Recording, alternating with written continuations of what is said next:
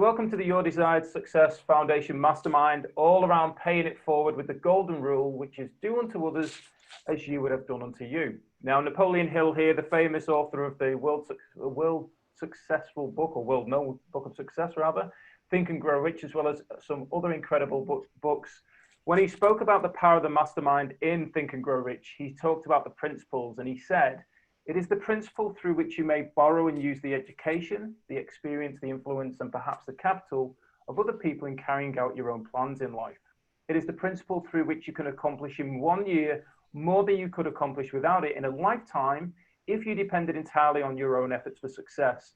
And this is why we choose to come together. The people who are on this call right now, anybody who's watching this and is interacting, we're accessing each other's minds to help each other grow and move forward in our lives and succeed in any areas that we desire. So in regards to our numbers, I'm going to give everybody a number right now, and we will go through the principles together. So Karen, you will be number 1. Tony, number 2. Callie, number 3.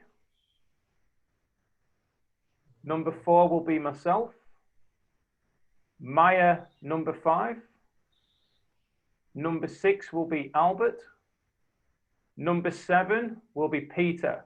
So Peter, I know you've just joined us, welcome. You will be going after Albert, so number 7 on the readings, and then it will go back through the list. So Karen will start us off. Mastermind principles. The purpose of the mastermind is to share our value and connect with like-minded people in order to create wealth in all areas of our lives. We are here to inspire and challenge each other to reach and exceed goals. Each member is committed to their own success, as well as the success of every member of the group. We are committed to meeting in person or virtually for 1 hour every week. We are present. There is no multitasking or distractions during meetings. We are collaborative. We will listen without interrupting, lecturing, or judging.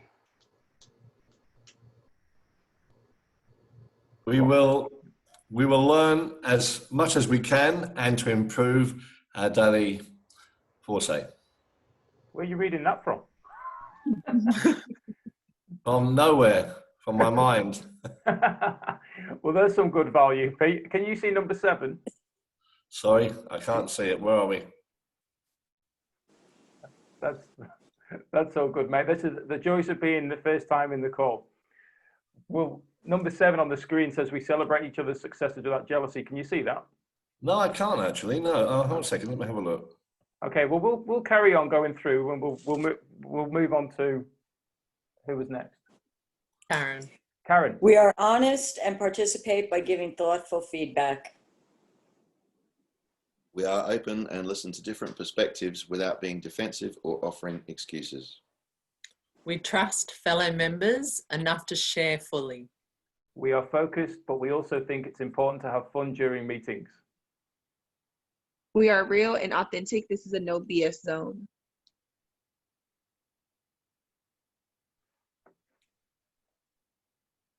We allow ourselves to become completely aligned with each other and the higher forces. One mind, one soul, one love. Fantastic. Awesome. So let's hear about each of us. What we're going to do is we'll stick to the numbers. So you each know your numbers. Share your name, where you're calling in from, and the one goal that you want to be kept accountable for. So whatever that goal might be to achieve between now and a week from now, put it out there to the universe on what you're going to achieve. So your name, where you're calling in from, and the one goal. Okay, my name is Karen. I'm calling from Eastern Pennsylvania, US. And my accountability is to finish my website this week. Awesome. I'm Tony. I'm from the Perth Hills in Western Australia. And my goal for this week, having just come back from holiday last night, is to restart my new detox program and start losing weight again. I'm Carly Bolo. I'm from Newcastle, Australia. And my goal is to finish week 4 of my 30-day start program in my group, that I'm with, the Freedom Era, and just do a 5-day challenge, which is personally my thing I need to do, my first ever 5-day challenge. Awesome. Good work. Far out, there's people flying in here. My name's Martin Ball from Perth, Western Australia. My big goal that I'm aiming to achieve is to actually get my bank account set up. So just shifting around, opening new accounts for structuring and making sure my money's flowing in and flowing out the way that I want it to. Corey knows quite a lot around that as well. So I'll be structuring that to make sure that all that's in place, which is not one of my excited areas. So. Who's next? I'm Maya. I'm from Atlanta, Georgia. My task that I want to be held accountable for, well,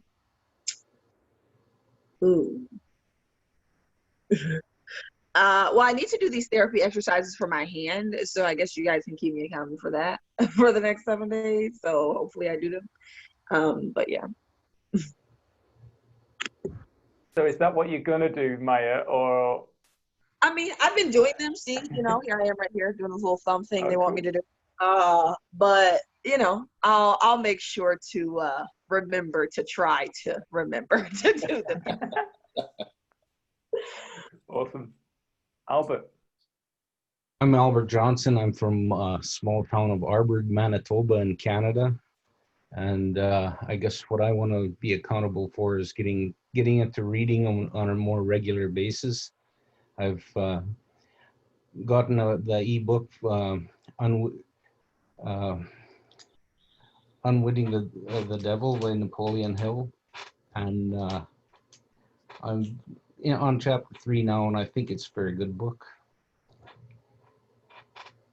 Yeah, awesome. We're actually going through the audio by Sharon Lecter, and which is where Sharon Lecter's actually redone the book, and it's really powerful. So, and I know what you'll be enjoying that, Albert. Great share. So, Pete, where are you calling in from, and what your one goal for the week is, and then Corey will go next, and then now I can never remember if it's Ever or Eva. I'll say Ever. Pete. Okay, well, my soccer coaching book is finally finished, and my main aim this week is to get it launched and onto the social media platforms. So that's a big thing for me this week, and other than that, all is well, I guess. Apart from getting beaten by Liverpool. Of course, from Perth. Yeah. What was that, Pete? I said, and also calling from Perth, your same state and town. Awesome. Corey. Morning, everybody. I am from Perth as well.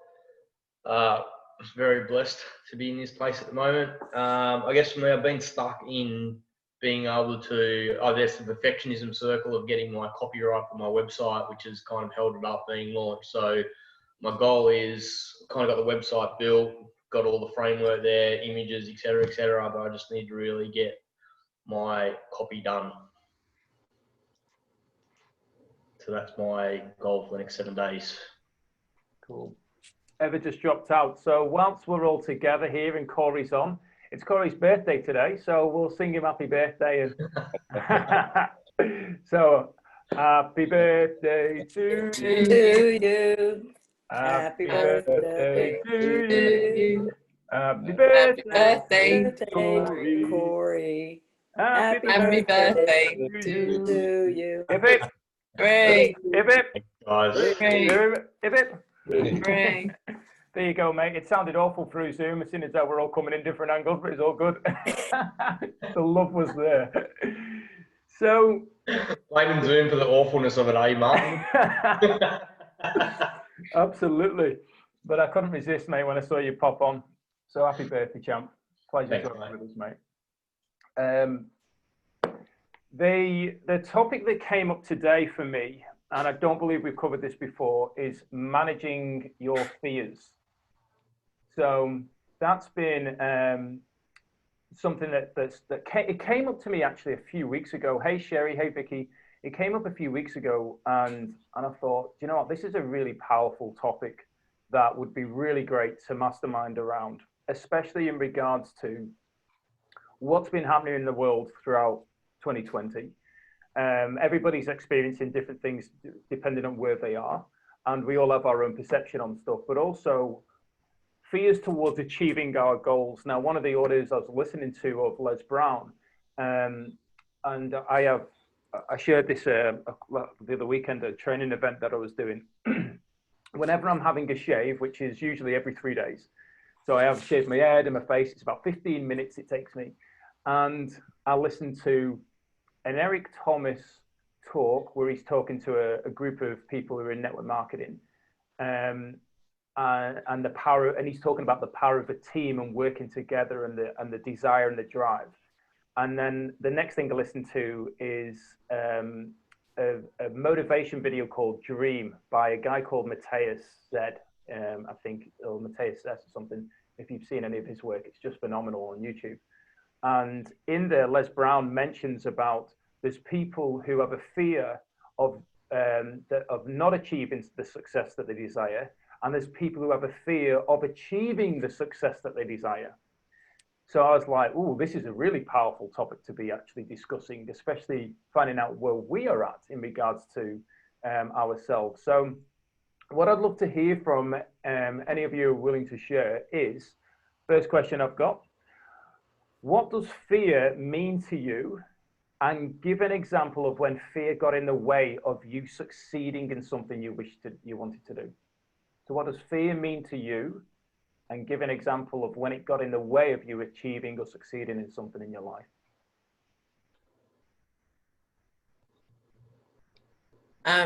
Well, I've been working on this all week, and fear for me was I just didn't want to be seen and heard. Like, I couldn't have walked into a room and been the center of attention.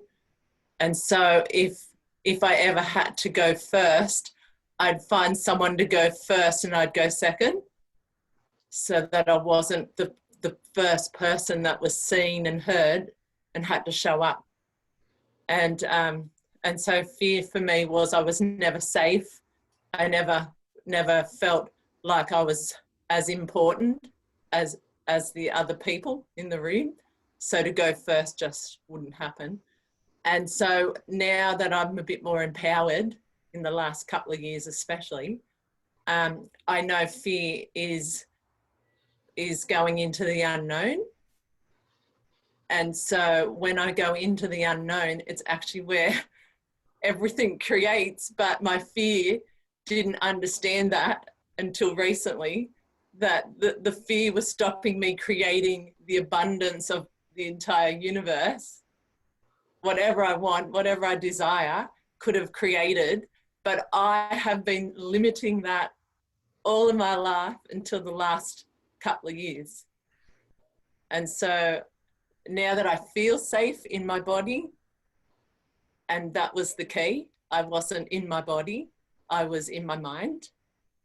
Now I'm in my body, I feel safe to show up. Hence why I am here.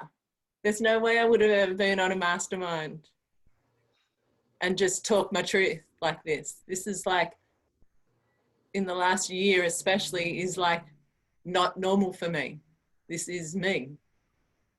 I don't even care what you think about me. Like, I don't care. I just want to show up and express and be seen finally, whether I'm first, and actually I just went first. So like, you know, like I've got no fear. And I know that people say we still have fear, but I actually don't even feel fear in my body anywhere while I'm showing up first. That's so powerful. Wow, thank you for sharing, Kelly.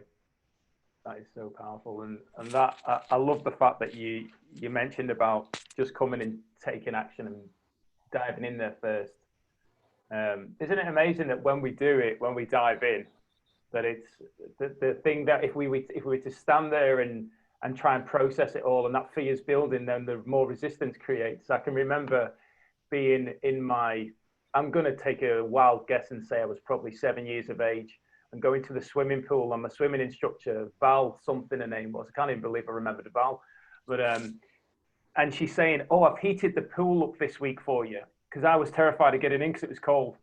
And she's like, I always knew I should have been living in Australia. I was not born for the English weather. And she's like, it's all warm for you. And I'm like, you should really, Val? And she's like, yeah, I've warmed it up for you. It's going to be fine. So I went and jumped in. Well, it wasn't warmed up at all. But she helped me get past. She's like, within a few seconds, your body temperature adjusts. And then she's like, how do you feel? I'm going, oh, it's fine now. And it's those little things that I've remembered over the years that have helped, even when I did a bungee jump. You know, I remember looking up at and this, I'll set the scene for those of you who have not heard this before. I was in Faliraki with my mates on a lad's holiday, and the pool's there, and it's a huge pool. And there's all these really good looking girls and guys around, and the bar's there, and the music's pumping, and there's this huge crane, and that's where you're doing the bungee jump off. And you bungee jump into the pool. And I'm stood there down with my mates, and I'm looking up at this crane, and I'm going, I've been on scaffold that high when I've built apartments and so on. So when we get up there, and I'm up there with the boys, and I get all strapped on, and I walk to the edge of the platform, and I look down, and this huge pool that you could have had, I don't know, 20 people side by side right the way across it, look the size of a tiny matchstick box. And I remember turning back to the guy and went, I won't fit in there. He went, yes, you will. I'm like, no chance. And he went, just think of all those good looking girls looking up at now thing. Is he going to do it? See ya. And off I went and did it and bounced up and down. Well, I couldn't wait to get back up to do it again. Like that fear that was coming in and the bit of motivation there, which obviously was all ego to not look like a big wimp in front of all these girls. It really, really powerful. So all those things that when fear is or I'm allowing fear to manifest in my mind, going, hang on, what's happened in the past? Let's go. So thanks for sharing there, Kelly, because it brought up a few things for me. I've got one, Martin. So I had a bit of a childhood phobia of using your example about water, of opening my eyes underwater. And I think it went back to school, having to jump in school swimming lessons and the chlorine stinging my eyes. And consequently, because I've got quite sensitive eyes, it actually put me off that whole idea of opening my eyes underwater. And so when I ran my backpackers hostel, I was being offered to go on dive courses all the time by the dive companies to go for free as an experiential dive. And I was rejecting it and just going, no, it doesn't interest me doing that, you know, because you'd have to take your mask off underwater as part of the training. And I thought I couldn't possibly do that. And of all places, I was in a swimming pool in Alice Springs, which is in the middle of Australia. For those who don't know, it's about as far away from the water as you can possibly get. And again, probably to impress a girl, I was with an English doctor I was dating at the time, and she was a keen scuba diver. And she encouraged me to just, you know, swim a fair way under the pool and open my eyes. And yeah, it stung a little bit, but no big deal at all. And I just went, oh my God, you know, I've done it. Well, that's it. I'm going to go do my dive course now. So the following month, as soon as I got back to Perth, I went and did my dive course. Then I did my advanced. And, you know, since then, I've done about 250 dives around the world, spent holidays doing diving, just been to the Cocos Islands this last week. And the most amazing experience, got to swim with a pod of 12 dolphins. And you just go, well, I would have missed out on all those experiences if I'd have just stuck with that fear blocking me from doing something that was life-changing.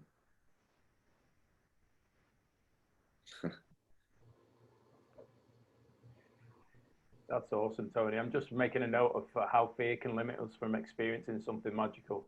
So thanks for that.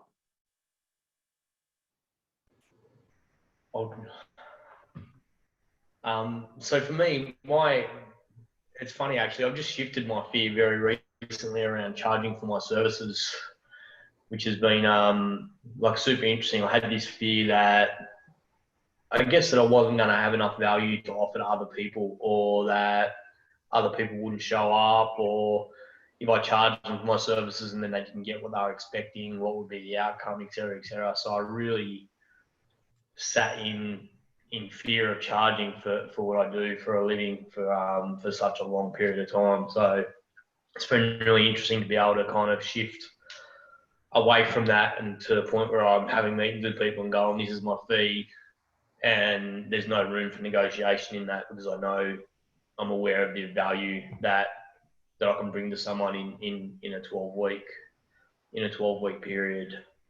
So yeah, I guess that for me has been the fear that I've shifted, the fear of not being enough, the fear of not being worthy, the fear of not being able to kind of show up and support and help other people. And this space has been a really powerful tool for me to be able to shift into, be able to do that with my services, and it's just growing, exponentially all the time. The offerings that are coming up and the opportunities are, I'm kind of looking at what I need to say no to almost at the moment, which is a good place to be in. So yeah, that's where I've been with my fear.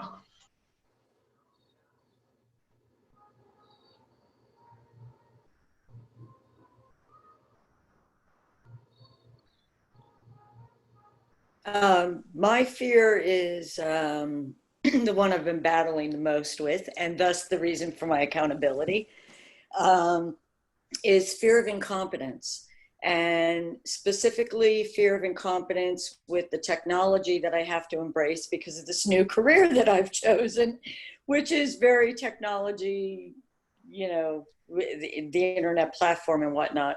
So as a result, I find, as I think most people do, procrastinating and putting off anything that has to do with technology. I'll talk to anybody, I don't care, but put me in front of the machines and have to figure it out, and I get lost very quickly. So last week, one of the things that I did is I've started to do in my daily planner, I put the thing I hate the most first so that it's out of the way. I can breathe and relax the rest of my day. So for the last 3 days, I've been working on this cursed website, which is involving a blog, which is all completely new. It's things that I've never done before, but want to. And Corey, like you, I'm feeling now, I'm going through it right now. Do I have enough to offer? Do I have anything really worthwhile that anybody wants to hear? And when, and it's easy to beat yourself up and feel that way. But then I sat down and I just rationally thought about it. I sat, Martin, out by my oak tree, in my chair by my oak tree with my dog and a notepad. And like, okay, old girl, what are we going to do? So, this is my second week of working on the website. I have no idea. I guess basically the way that I made peace with it is, one of the things I ask myself a lot of times when I'm backed into fear is it going to kill you? No. Then just go. You can fix it later and it doesn't matter. And you'll find someone that can help you if you screw it up that badly, which I have had technical help with it. So I'm very blessed and fortunate that way. But because of that fear of incompetence, because I'm in so many new and different things now, I am completely out of water with everything that I'm doing right now. It's exhilarating and frightening at the same time. And I was allowing the fear to impede my progress, which was foolish. And so now that I've been working on it, like today, my goal was to work 2 straight hours without leaving my office, without leaving the chair from that website. And I did. And now I'm at a point where I have to review it. I just wanted to leave it. I'm like, okay, you said you wanted to work for an hour. You worked 2 hours. Your butt didn't leave the chair. Yay, you. And I want to look at it with fresh eyes tomorrow, because I went to push the publish button and I'm like, oh, I'll feel a lot better if I give this one more look after I sleep on it in case I come up with some more ideas. So that's the fear I've been battling. And so far I feel like I'm winning. So, hey, life is good. Great way, Karen. That's so awesome. And I love that you brought up, and so did Blair, that you brought up around doing the task that you dislike the most. And I know that, I don't know, many of you may have heard of Zig Ziglar. I'm confident Tony's listened to a lot of Zig Ziglar in particular. But Zig Ziglar used a scenario where he said that when you're creating your tasks, you aim to put the one that you dislike the most at the top. And he used the terminology, and then he said, think of it as in an ugly toad you've got to swallow. The longer it sits there staring at you, and the longer you put it to one side and say, not yet, not yet, yet, it gets uglier and uglier and uglier, and you've still got to swallow it. So it's getting harder to make that happen. Just get it in there and swallow it and get on with it. Now, obviously, I am not promoting swallowing a toad, but it's just the analogy that was used to create that understanding. So yeah, I love that you brought that up, and a very powerful one, Karen, so thank you. Who else wishes to share?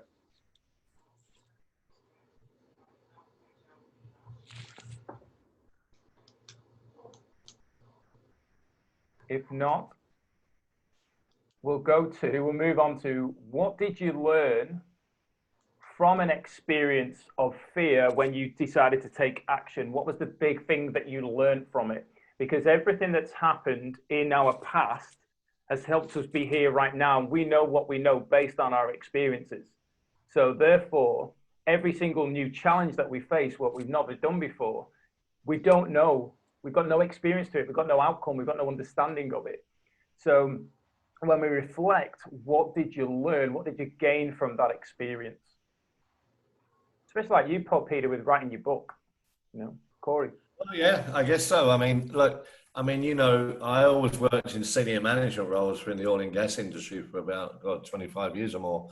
And when I decided enough was enough, I guess, so I just thought, well, you know, there's a couple of things I really wanted to do. One was that obviously I'd played a lot of football in the UK when I was younger, and quite a passion for it at the time. And so it was something that I really wanted to do. But importantly, when I finished being a paid employee by somebody else, I also sat down thinking, look, I'd like to do my own business, and never having really done it to the extent where I'm going to fail in earning any money or sort of thing like that. So I sort of embarked upon that role, and as you know, as in my discussions with you, I managed to get this product, which I was amazed that nobody else had actually taken on board, and which was basically a product for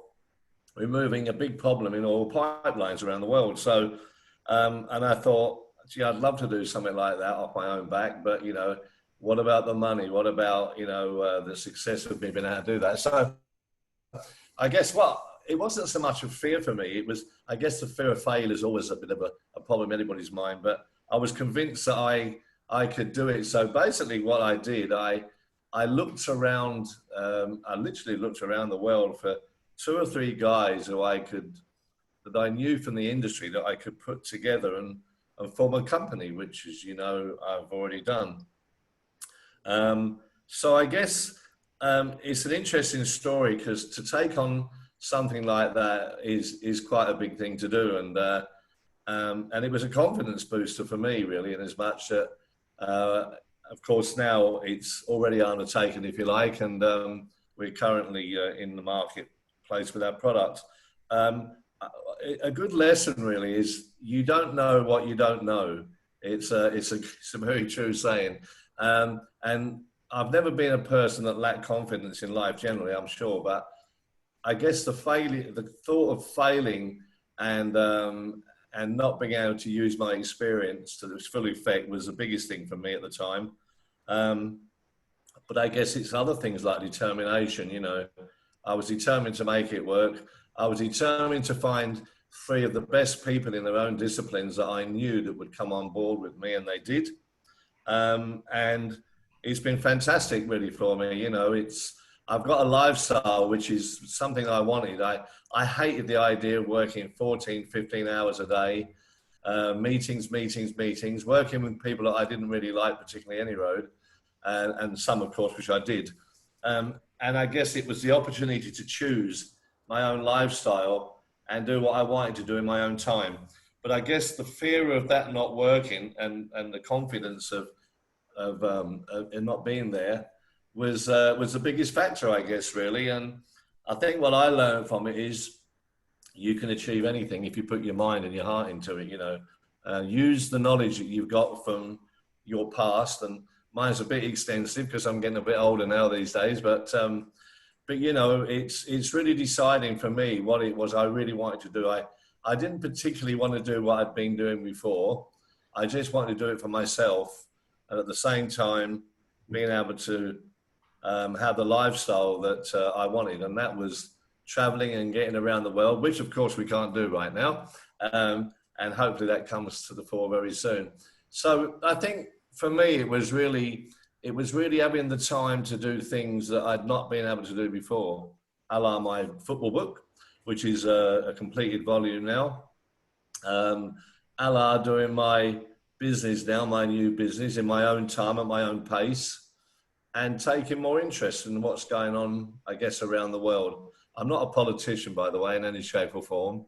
I think I'd hate that. But I think for me, whatever, any fear that you think you might have, you would be amazed if you start thinking back on what you've learned over the years and what you've done, and then just choose something that's going to keep you interested. And I think the biggest fear for anybody, particularly, would be if, oh my God, if I fail on this, I'm not gonna have a salary. I'm not gonna have any money, or I'm not.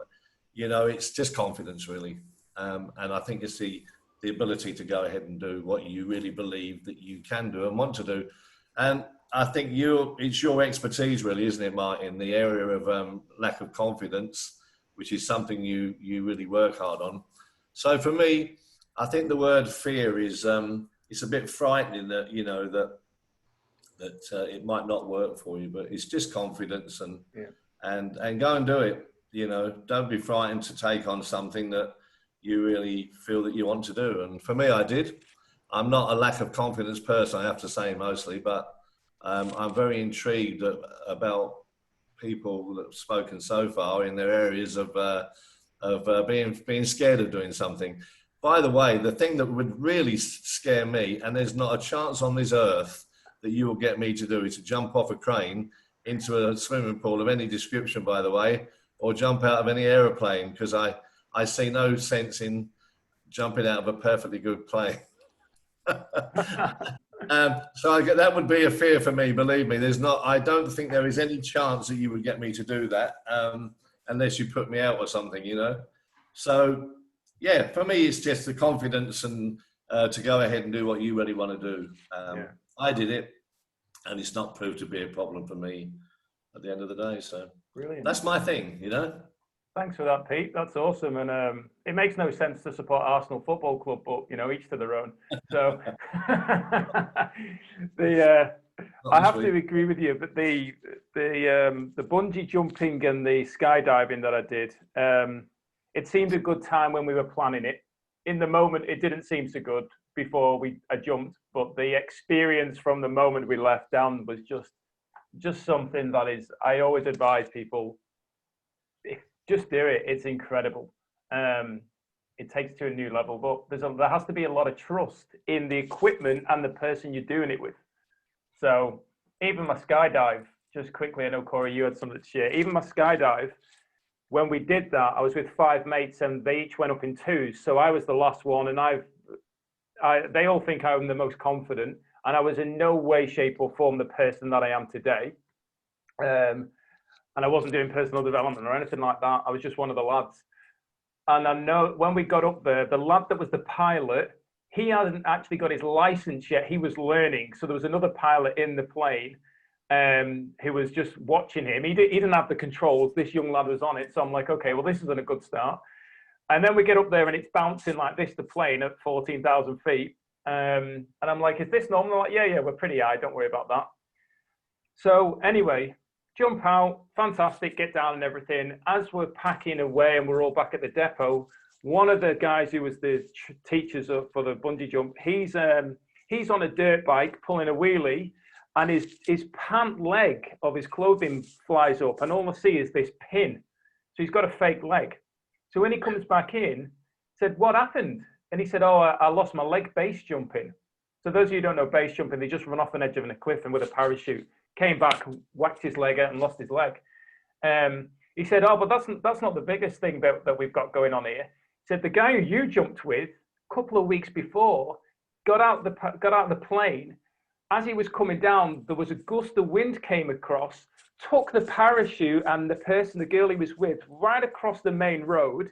They landed the parachute between the power lines over the main road and were dangling, and they had to stop the traffic and cut the cord to drop her down. And then he had to cut his cord to drop him down. But like, you two, you're just jokers.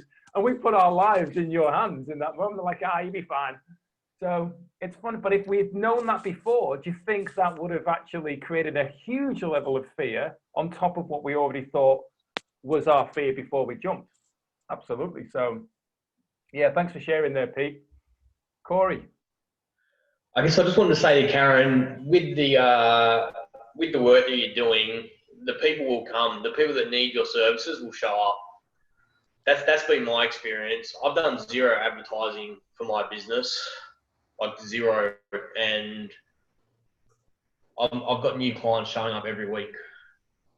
It's so if you, I don't know, I wasn't a big believer of the universal laws, but if you believe it and you send it out into the universe, the people who need it will find it, and it will come back to you. Has been my experience, I guess. So for me, that's totally relates to the question, what did I learn? Is that face everything and rise, or F everything and run. They're the two options with fear, So I'm just choosing to face everything and rise at the moment. And it's just been really powerful. People are just, the more I step into it, the more people show up for the services that I have to offer for my we all have a unique set of skills, right? And we just need to find that and hone in on it. And when we do, there are absolutely people in the world that need those experiences.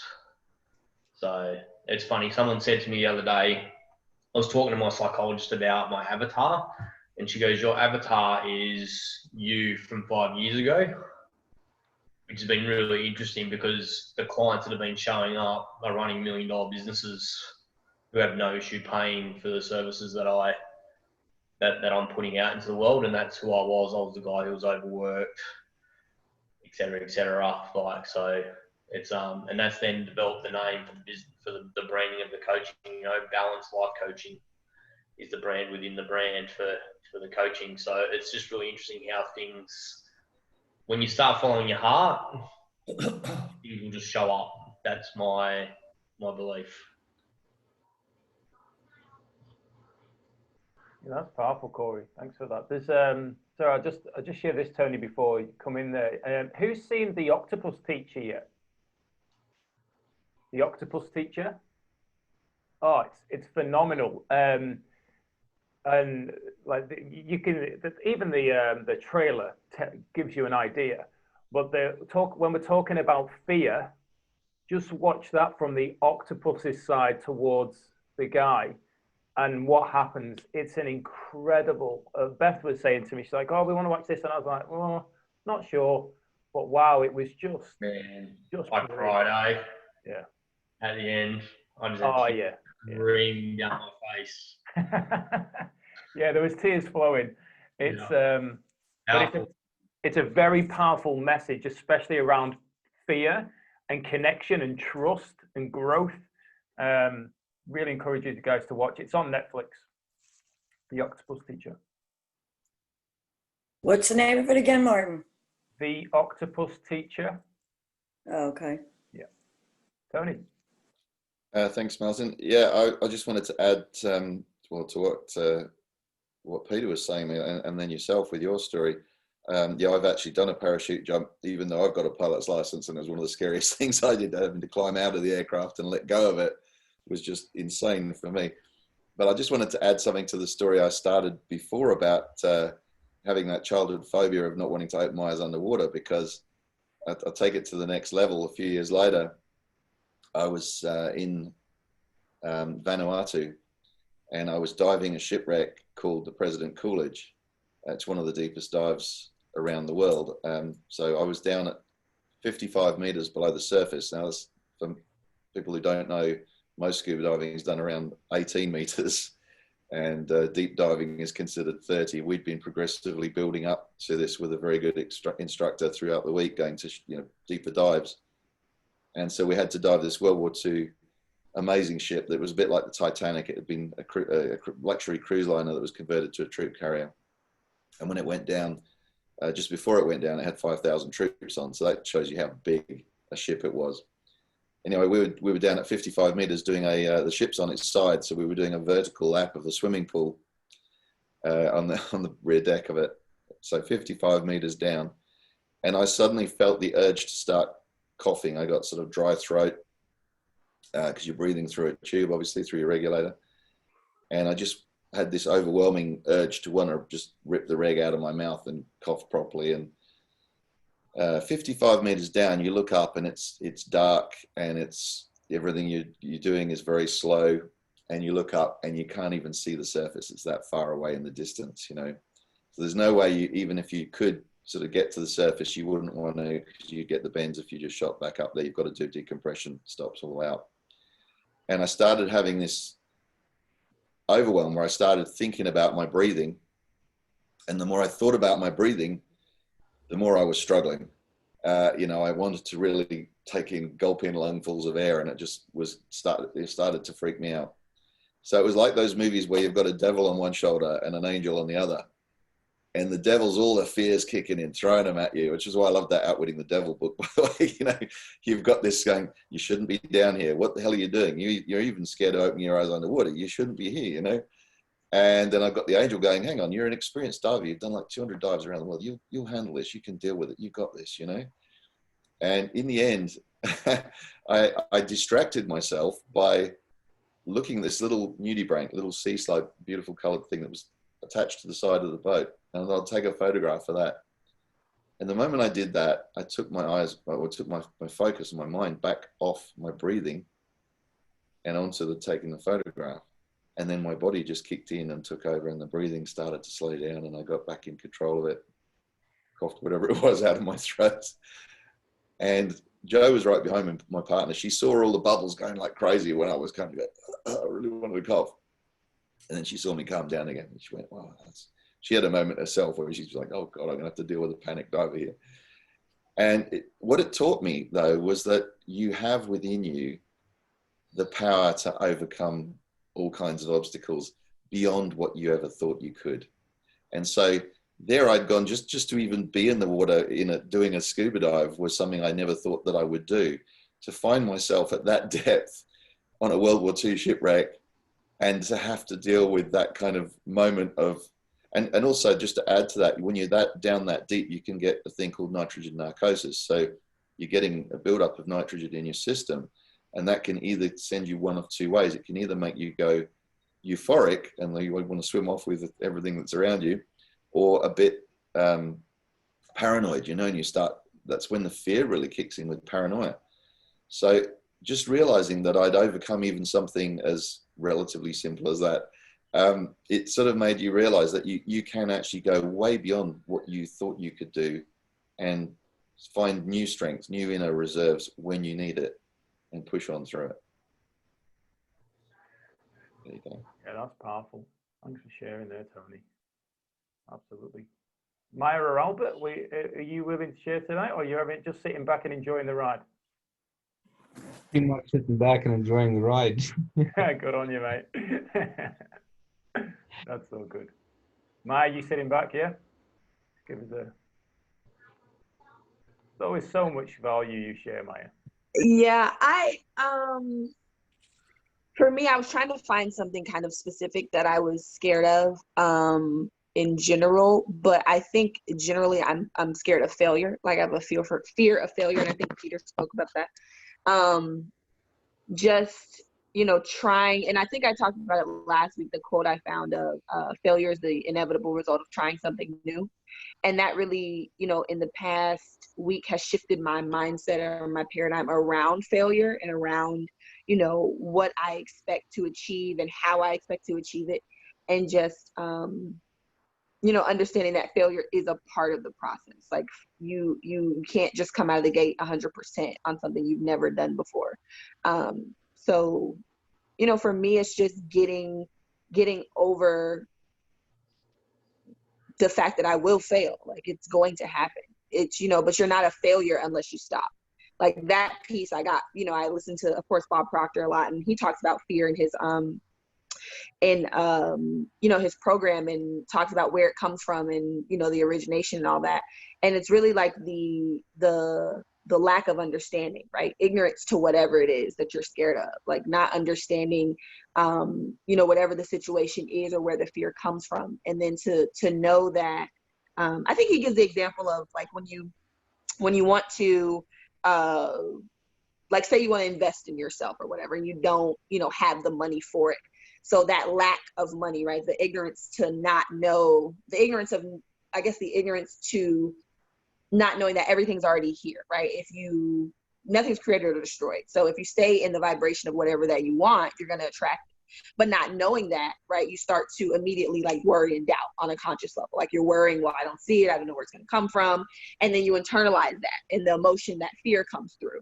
And you start to, you know, well, what if this happens? What if this happens? What if I don't get this? And then you become anxious and have this whole, and there's a whole like list of things that you go through physically. But just to understand like where the fear comes from, and understand why you're experiencing it. Oh my goodness, experiencing it. I don't know what I'm doing here. But anyway, for me, I think it's the fear of failure, right? The fear of not getting to where I want to go when I want to get there. Because like I said, I've always been a fast-paced person, always wanting to do stuff above and beyond, and, you know, before when it's technically supposed to be done. So for me now, having to slow down and really accept the failures and understand that that's a part of the process, has been a learning experience. So that fear of failure is kind of moving out of the way, but it's still there. But me also knowing that, you know, Walt Disney filed bankruptcy 7 times is great to know that most millionaires have filed bankruptcy, right? Like it's not a, like you said, you're not a failure unless you stop.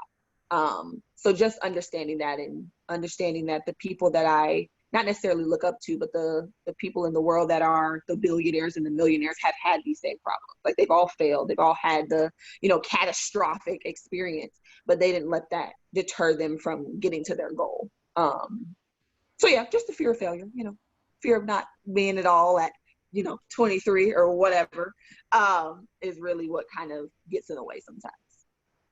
Yeah.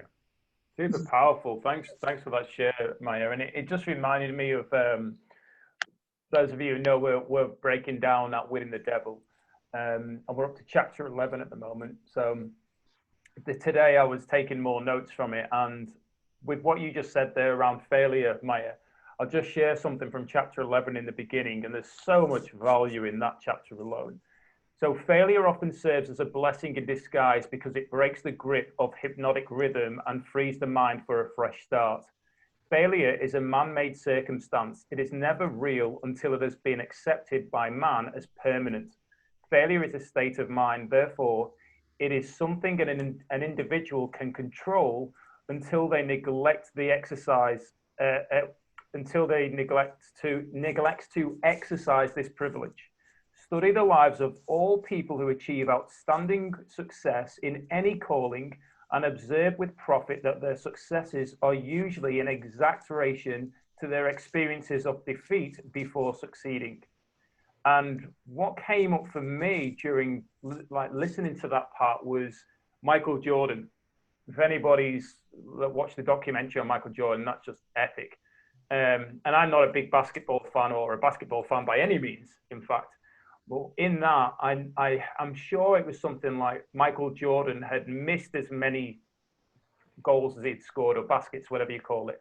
And it's that thing of he just kept going and going. And I'm pretty sure at one point he's on the side and they're all taking shots in practice from the side. And the question was asked, do you ever think about missing or something like that? And he said, all I'm thinking about is getting it in the basket.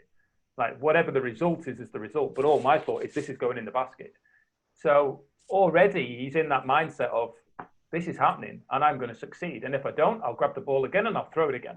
And I'll keep throwing it until it goes in. And every time it goes in, we're getting closer. So it's really, it's incredible how especially when you dive deeper into the personal development realm, and the people that were around, it's amazing at how many times we are being given these messages and we don't hear them. Like even Bob Proctor, I've been listening to Bob Proctor's work for the last 5 years. It's literally only the last few weeks that I've actually heard it properly, like as in I can hear it. And I'm going, how did I not hear this 5 years ago? But I also wasn't ready for it. Like Corey says, his avatar is the person he was 5 years ago. I think of the power of that. Think of the relatability of that for Corey with his clients, which then brings a completely different energy to his clients. True connection. Yeah, we can only hear something when we're ready to hear it, right? It's the same as clients showing up when they need, like clients, it's the same thing, right? Clients will only show up when they need to hear what you've got to say.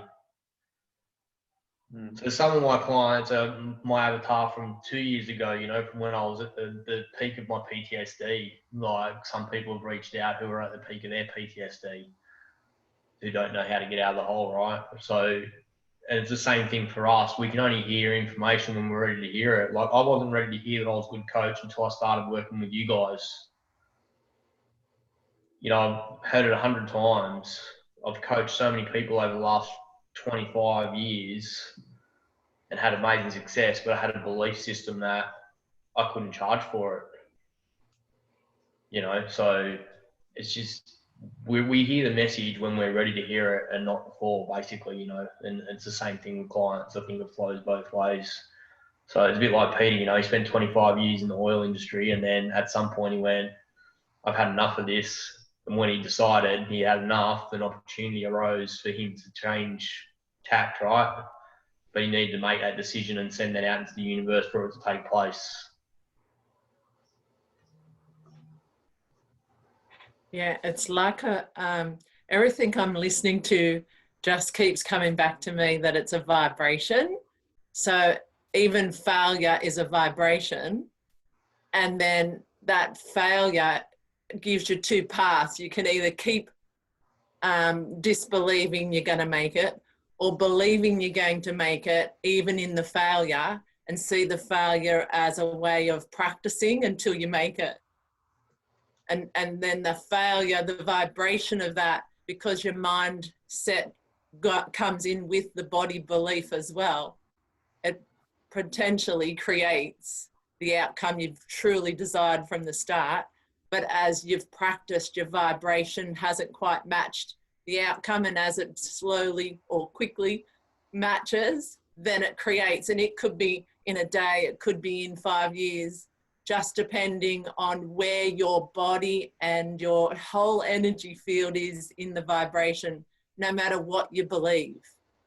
So everything's vibration, and no matter what it is, it's not really a failure, because the failure may be what society calls a failure, but all it is we haven't matched our mindset with our body energy, our presence, and the vibration of the entire universe. And as soon as all of that comes into alignment in the desire you're searching for, it could create in a minute.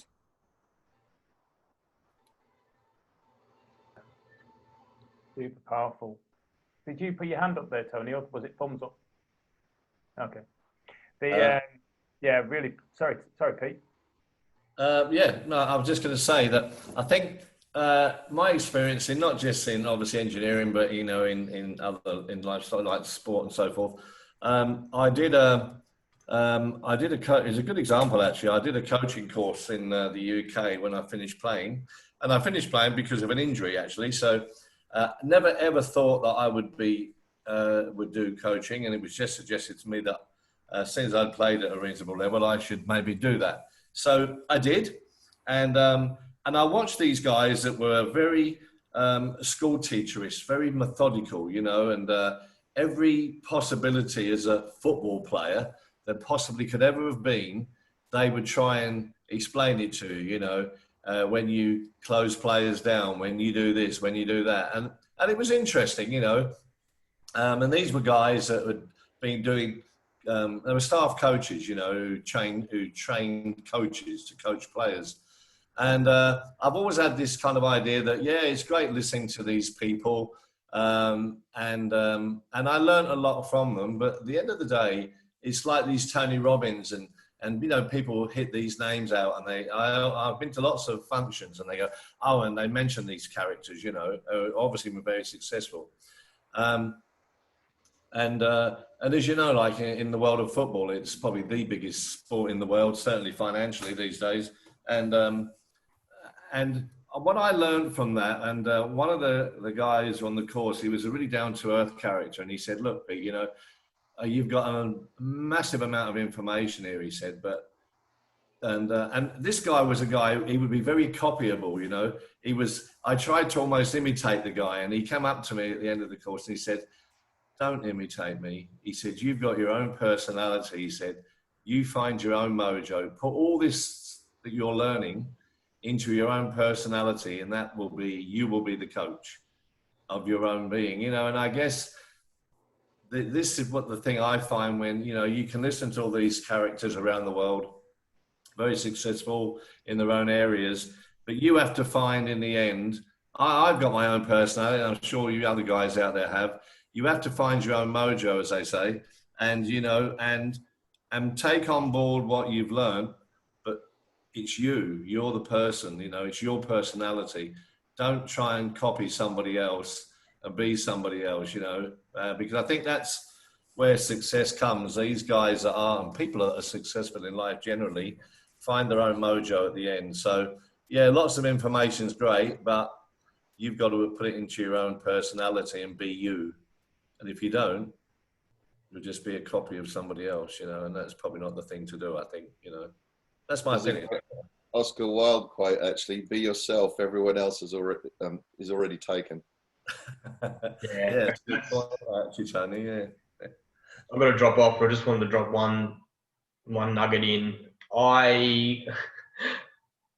It just come to me then when you were talking, Peter, so thank you. What I was actually doing was I was so fearful of being me that I was imitating so many other people around me. And it wasn't until I stopped imitating and mimicking other coaches that did people start showing up for me. So, yeah. Thank you. I actually have to go, guys. I've got a coaching client very soon. Corey. Thank you so much. Happy birthday, mate. So that's a good point. There's a big difference between taking note of what someone else is teaching you and learning and sucking in that information and knowledge, and not then applying it to your own personality. Don't try and be them, but still take in all the knowledge and the skills and the examples, and then apply it with your own personality. Yeah, powerful. Cool. Karen. I had a similar experience as you had just actually the last couple of days here, Martin, regarding, you know, you said you listened to Bob Proctor for 5 years and you're like, oh, how did I not hear this? Well, for the last 2 years, I've really been steeped in personal development, and I've been reading all these books, and I'm really working on myself and fixing what I didn't like and what have you. And 3 days ago, I started reading Joe Dispenza's Becoming Supernatural. And I have to say, I was like, oh, okay, now I know. Now I know what present means. Oh, all right, okay. It was just amazing. So this morning, I was sitting outside while the weather is still nice here. We're getting an Indian summer, so I'm enjoying it. And I thought, well, let me just sit out here. I'll read a chapter while I have a coffee. Before I knew it, I read 3 chapters of that book. I am just sucking this book up, but it's all like making sense and fitting in. And I'm like, I'm having so many aha moments. It's like everybody else's information that I've been collecting and reading has come to a head.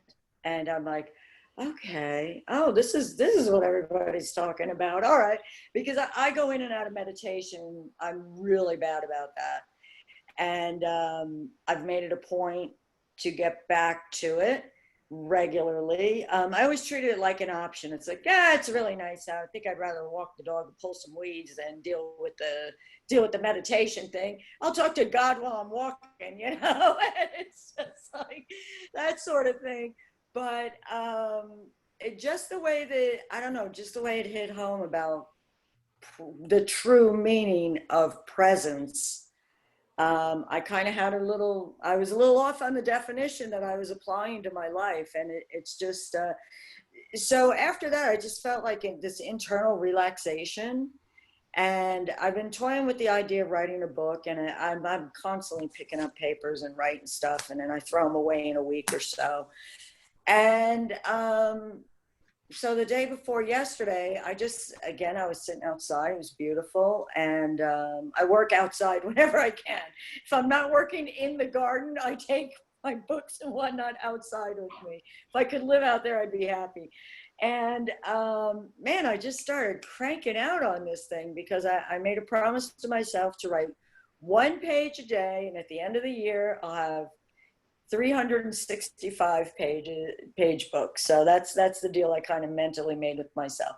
And I've got a birthday coming up. So I thought, well, that'll be nice because I'll be 59 this year. And I thought, how nice would that be if when I turned 60 and I finished my book? How awesome would that be? So, but I mean, it just brought like more clarity, confidence, and just helping to make everything make sense, and helping me to apply the laws of the universe much more easily, and to actually get, the universe feedback on it. So in a positive way. Not a punch in the face like I normally would get, but Yeah, great share, Karen. And I feel the universe often, it gets to that point where it punches in the face because we're just not listening. We're not paying attention, and we're not getting the message that we need to hear because we're resisting. And as we know, what we resist persists. Tony, did you unmute yourself then? Oh, okay. So just out of curiosity, 1-word answer would be great. Do you believe that people fear the goals that they've set? Yeah? Absolutely. definitely. That's why most of them don't accomplish them. Yeah. So we all agree that people, including ourselves, often Yes. we sorry, Callie. Yes, I agree. Cool, thank you. Pete, yeah. I think the most important thing, Martin, is set realistic goals for yourself. You you might have set a goal. You want to be the president of the United States of America. I'm not sure why you want to do that, but that might be a goal. But I think for me that was totally unrealistic. So I think the key is, of course, is set realistic goals. So that's important. I think not setting goals that probably you can't achieve. I mean, and there is a point where that is unachievable. So I think, set realistic goals, and most importantly, always have a sense of humor. Absolutely, Pete. Thanks for that, mate.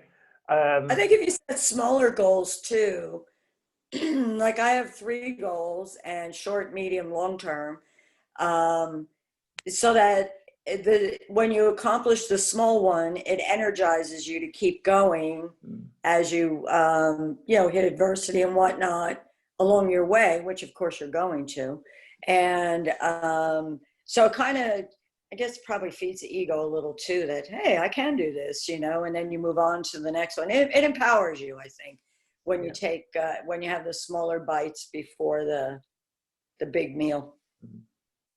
So go on, Pete. I think what's great about these type of things that you're doing, Martin, here, and all the people's viewpoints, is that you get a very diverse set of views from.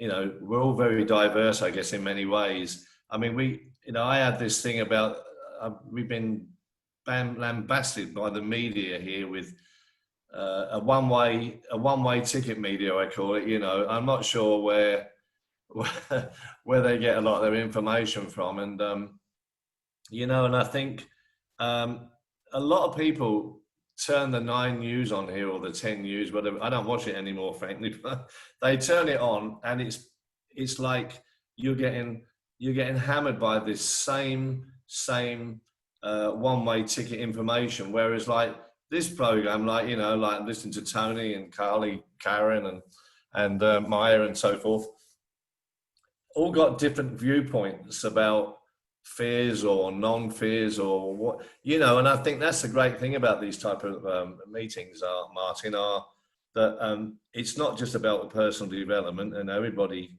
I think needs that, but in some way or another. But it's just great listening to the different people's viewpoints, and no politics, no one way, you know, things that are going on around the world, and that, you know, we're all talking. You know, we're all talking in one voice, if you like. You know, I don't want to sound political. I'm not at all, but you know, we're all talking in one way voice, and you're the director. You're directing, getting information from us. You know, and everyone's different, aren't they? Everyone's got different ideas and ideals, which I think is great, and it's kind of what's missing, to be truthful, around the world, anyway. We currently, well, what's going on and so forth. You know, and Maya, I was intrigued by yourself, you know, by the, you know, that, you know, what's going on in the United States, particularly, you know, we're getting hammered here with it. And it's just goes to prove that, you know, here we are all talking this morning, and it's great. We're all one body of people, if you like. You know, I'm kind of into that stuff, you know, that everyone's important. And everyone's opinion is important, and I love it. You're a young lady, Maya, you know, and you've got, you know, you're kind of on your journey, if you like. And all I would say to that is fantastic, and do what you feel honestly in your heart that you want to do. You know, you find your mojo. I love that word. Find your mojo, and if that's really what you feel passionate about, do it. Don't do it by half. Listen to lots of people, but find your own mojo, and you'll get there for sure. You will. Love it. Awesome, Pete. Thanks, mate. Thanks for that share. Tony, I know you just put your hand up before.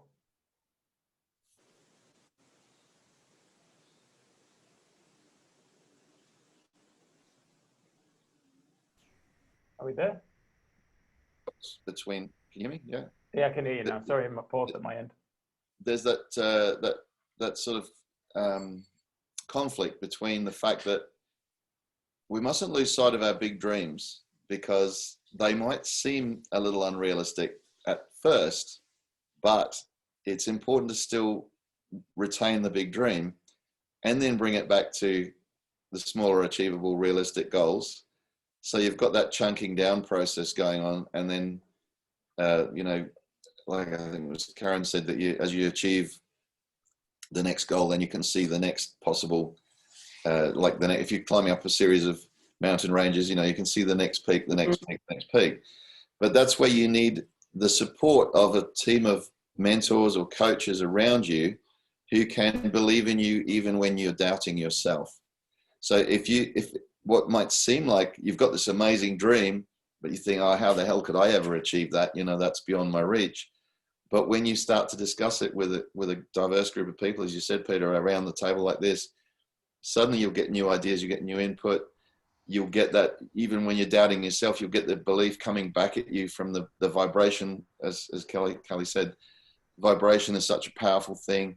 You'll pick up on that. And that, as a coach, that's one of the things I love to feel that I'm doing, is believing in my clients, even when they're not believing in themselves.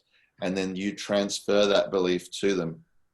And we're all able to tap into that from each other. We've just got to ask and be willing to share and be willing to be vulnerable and be open to getting feedback and learning from it, and not seeing failure as failure until just seeing it as the feedback that you need to press on and go forwards. And that's the thing for me, I feel, is that we mustn't lose sight of the big dreams, but then we've got to figure out, okay, let's reel it back in. What can I achieve with the skill level that I've got now? But then what skills or what resources am I going to need to take me to the next level? And as you gather those, then on you go. Yeah, awesome. Awesome sharing there. It's when you were talking there, Tony, it reminded me of Ronaldo. So you might like when you're talking about people believing in you and team players and so on. I believe, and those of you, I'm sure you know Cristiano Ronaldo, or you've heard of him, arguably the best footballer in the world. And imagine him being on your team. Like, how much confidence and belief would you have that you're going to win the game? The belief he has in himself, but his belief in himself and the community's belief that they're going to succeed by having him in the team organically helps them all grow in that moment. And that's something, even with this, like Steven Gerrard, who a lot of you probably won't know of him, but like he was the Liverpool captain. Him being there just gave them a whole different element. And that is what each of you bring to this mastermind. That like we often don't appreciate it, but for me, from a facilitator's point, I love it when more of you choose to step in there, because it's a choice. You choose to make it important for your time schedule. You choose to show up, and you're here whether you're engaging and sharing whatever's coming up for you or you're not. Like Albert said, I'm just enjoying sitting back and the ride. Like the energy and the commitment to be here helps influence the whole conversation. And without you being here, it'd be a lonely conversation with myself. So, and I know I can talk, whether I want to listen to myself is completely different, but that's the power of it, that each of us brings something so unique, and showing up is a belief that we are here to grow and to add value to ourselves and to others, because this is definitely not a one-way streak in this community. And the intention of it, anybody who comes in and leaves could arguably be doing so through feeling that, oh, there's nothing I've got of value to give. I'm not going to get anything from this. And it takes time sometimes. We all know we'll read a book over and over again, or we'll watch a movie over and over again, listen to an audio multiple times, and we always get something new from it. The first time I listened to Outwitting the Devil, I did not enjoy it at all. Didn't want to listen to it ever again. It's possibly the best audio I've ever listened to. Like, I've got so much from it now because of where I am on my own personal growth. So that's important. And just going back to what we were saying earlier, when I said just a one-word answer will do. I've just dropped that one in. So the importance of listening, people. So no, there was huge value shared, and I'm really, really grateful. We had a bit of a joke about it on the Facebook chat. So we all agree that people fear a goal. Now, once people have achieved that goal, do they fear that goal anymore? No. Total bliss or joy, depending on what the size of the goal is. But for me, it's like a bubbling up of, in fact, it's so instant. As soon as it's complete, the moment you hand the assignment in or dot the last dot, it's so instant that you've already forgotten that you even had a fear. Like, it's like that for me internally, from my heart cup, like. Yeah. And even when we go back to what somebody mentioned before, the small goals, achieving the small goals as we go along the journey. So when we started this call, we said, what's your one accountability goal? Like, that's the small goal to achieve, because it's not a massive, significant thing that's like, this is what I came here to achieve. It's part of the process. And Maya said around doing a hand exercises, her doing a hand exercises where she's probably going to be the best at the Thumb of War challenge by the time she's finished. Corey doing his copyright for his website. It's all those things helping us progress. And I remember when I set my goal, I'm going to say it was probably 8 years ago, at 40 to be retired, not to sit there on a rocking chair doing nothing and watching life pass me by, but just to not have to be anywhere at any given time. It was a choice how I was going to live my life every day, which is anyways the way we have it. But to travel Australia now, at 40, I'm 40 this year. I know you don't believe it, but I am 40 this year. And I'll be traveling around Australia. Now, I had no idea how that was going to come to fruition. But what I did know was that if I did every single day what I believed was true to me and important to me, and set those little tiny goals. You know, and with the help of people like Tony, right in the beginning, has had a huge significance and influence on my life. You know, I'm super grateful that Tony came into my life, and he's here now. All of you guys coming in, Noble Goldman, as a lot of you said, know, 3 months ago has just completely shifted where I'm at and brought everything together. And one of the big reasons I believe it is through the abundance game. And I've set many goals over the years and not achieved them, just drifted away.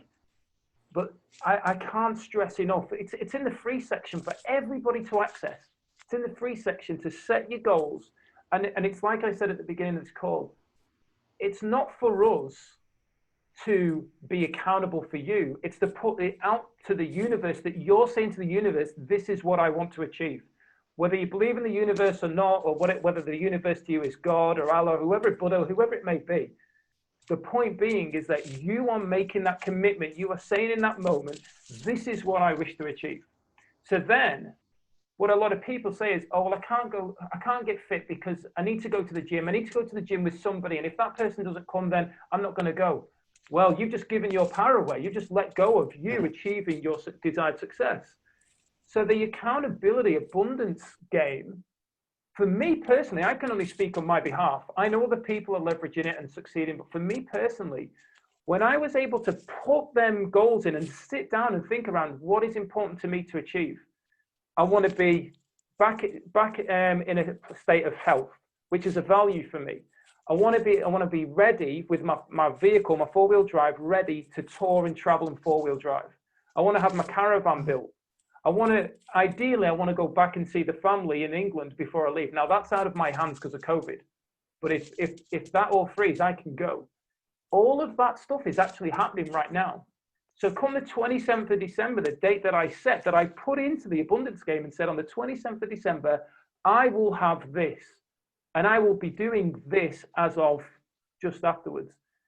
That every single day I check in, I'm able to add, what did I do today? What was the productivity? What was the study like? What was the visualization? What were the affirmations like? Now, to some people, this might sound like it's not significant, but saying it from somebody who's doing it and experiencing it, it's had a significant impact on my own life and achieving the goals and seeing things actually coming into fruition, which is what we desire. So I don't have any fear of, am I going to have the money to do the work on the 4-wheel drive, which is like 25 grand? You know, am I going to have the 60 grand to buy the caravan? Am I going to have all this stuff to do it? It's just happening because I'm clear on my goal and I'm just taking the daily action. I'm checking in and I'm able to say, yes, I did that today. I did that today. I did that today in those areas, and the results are taking place. So I strongly and highly recommend, yes, Tony, I strongly and highly recommend, if you're not accessing it or you wish to access it, get in there and use it, because it's a tool that is working with the universal laws. And if you know anything about what Bob Proctor teaches and Napoleon Hill and everything around success, if you understand and action the universal laws, the universe will reward you. It's that simple. Tony. Yeah, I just wanted to add something about universal laws. So it's amazing you just went straight on to that, because it really, what you were saying, just and thank you for the compliment before, but it tapped into the laws of sowing and reaping and the law of reciprocity. So where initially I was probably helping you, at the same time I was talking to myself, and then now we sort of come around full circle and I'm listening and being inspired by you and sucking in everything that you're doing and going, wow, look, you know, this is so awesome to see. So when you do the work with people and you put that vibration out there, it will come back to you in unforeseen ways as well. And I think that's a really important thing to keep in mind, that those universal laws are universal laws because they actually work. They're not just something that somebody's just made up. It's been proven over the centuries. And if you tap into them, they do have incredible power. So being a support group for everyone else, as you're giving out help, advice, encouragement, support, it will come back to you when you're ready to receive it. Yeah, absolutely. Thanks for that, Tony. And I've just realized the time we've been in total flow through this. It's been amazing. And I do thank Maya, Albert, and Karen in particular, who it's got to be late getting over there. It's got to be pushing on a bit. So I really do thank all of you, especially for being on this. Those of you who've jumped on the Facebook Live as well and shared in the community. And I've been keeping up with the comments there. It's been an epic mastermind this. So much value shared. So thanks as well, Pete, for the first time joining us. Pleasure to have you as well. Preacher Pete, I'm calling you now. You've got a new nickname. It's fantastic. So we've got another call. We've got the Gold Star Leaders call in 5 minutes time. But go and have yourselves an incredible, tremendous evening and day wherever you are in the world. And I look forward to connecting with you next week, and make sure that you are working at achieving your one accountability goal at least that you've set. Thanks again. You. Thanks, Thanks, Mark. Thank you, everybody. Bye, everyone. Good Thank week. you. Bye.